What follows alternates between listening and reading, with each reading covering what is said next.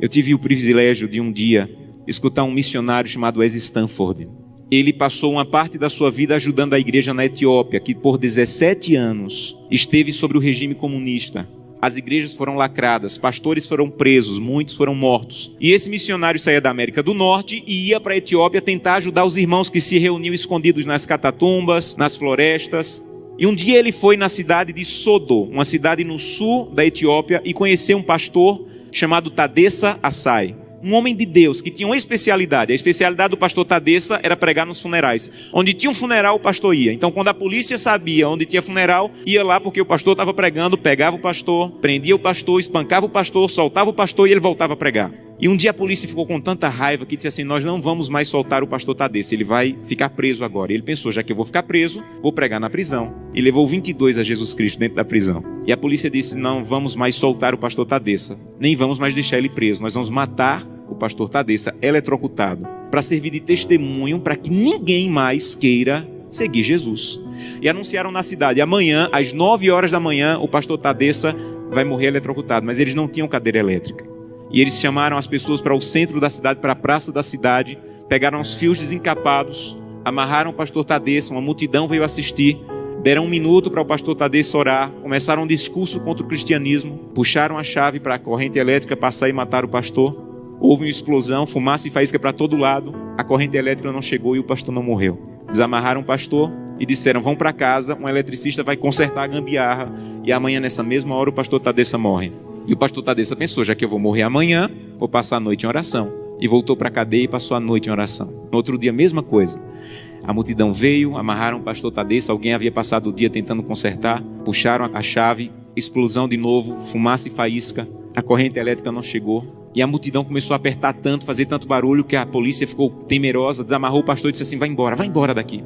E esse missionário estava lá e disse que acompanhou o pastor Tadessa e disse assim: pastor Tadessa, o que é que o senhor vai fazer? Um homem que passou 2 vezes pela morte, o que é que o senhor vai fazer? E ele disse assim: tem um funeral e eu soube que tem um funeral, eu vou lá pregar. E ele disse assim: pastor Tadessa, eu represento milhares de cristãos na América e nós estamos orando muito por vocês. E disse que o pastor Tadessa se virou, ficou com o rosto sério e disse assim: vocês na América estão orando por nós, aqui na Etiópia? Então volte para a América e diga que nós é que estamos orando por vocês. E ele falou: mas por que vocês estão orando por nós se vocês é que estão sendo perseguidos, pastor? E ele falou: irmão, ninguém na Etiópia acorda sem pensar, nenhum cristão na Etiópia acorda sem pensar: hoje pode ser meu último dia de vida. Pode ser que hoje seja descoberto e seja preso e morto. Então, como nós não sabemos se esse é o último dia de vida, todo cristão na Etiópia passa o dia em oração. Não importa o que nós façamos durante o dia, passamos o dia em oração. Mas eu soube que as coisas vão muito bem na América e que tem cristão na América que consegue passar o dia inteiro sem orar. É verdade que tem cristão na América que consegue passar o dia inteiro sem orar? E ele disse assim: é verdade. Ele falou: você sabe que é proibido se reunir, mas nós precisamos tanto do corpo de Cristo que mesmo sendo proibido, nós nos encontramos escondidos à noite, no escuro, na floresta, nos cemitérios, porque nós precisamos do corpo de Cristo. Mas eu soube que vocês têm igreja na América em todas as esquinas e vocês podem entrar na igreja a hora que quiserem, que a polícia não vai entrar para espancar vocês.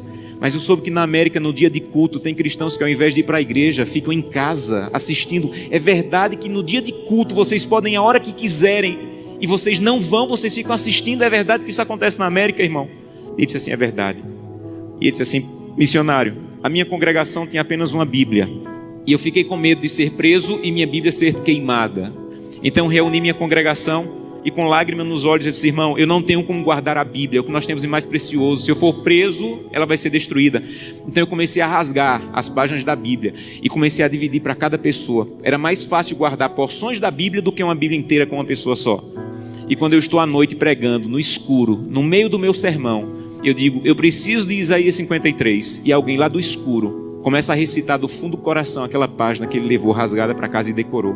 Mas eu soube que na América vocês podem ter 8, 10 Bíblias em casa. E eu soube que tem cristãos na América que, apesar de terem 8, 10 Bíblias em casa, passam uma semana sem ler a Bíblia. É verdade? E ele disse assim: é verdade, nós é que precisamos de oração. Meus irmãos, urgentemente precisamos de oração. Porque cantamos: breve Jesus voltará. Levantamos a mão no apelo dizendo assim: eu quero voltar para o céu para ser dono de tudo. Mas ainda não estamos indo a Jesus de maneira séria para que Ele arranque o egoísmo do nosso coração e que nós possamos entrar na porta do céu e nós não vejamos a rua de ouro nem a parede de pedra preciosa, mas nós possamos olhar para o rosto maravilhoso de Jesus, aquilo que nós aprendemos a olhar nessa terra. Eu tenho um sonho sonho da minha vida, entrar na porta do céu, segurando a mão de Gleice, minha esposa, e Glenda e Samuel, os meus filhos. Eu quero chegar em frente a Jesus. Eu quero dizer: Jesus, cheguei com minha família. Essa aqui é Glenda, Samuel e Gleice. E eu espero que Jesus diga mais ou menos assim: Josanã, eu já conheci a sua família, porque todo dia você ia à presença. A minha presença me apresentava, só faltava conhecer pessoalmente, mas eu já conheço a tua família. Sejam bem-vindos agora. Um prazer conhecê-los pessoalmente. Eu não quero ser pastor dessa igreja.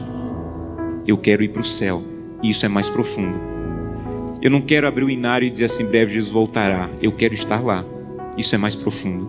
Por isso eu preciso fazer com que o que eu como, o que eu vejo, o que eu acesso, o que eu ouço, a maneira como eu uso o meu dinheiro esteja de acordo com a vontade de Deus, porque os que serão salvos não amam a própria vida.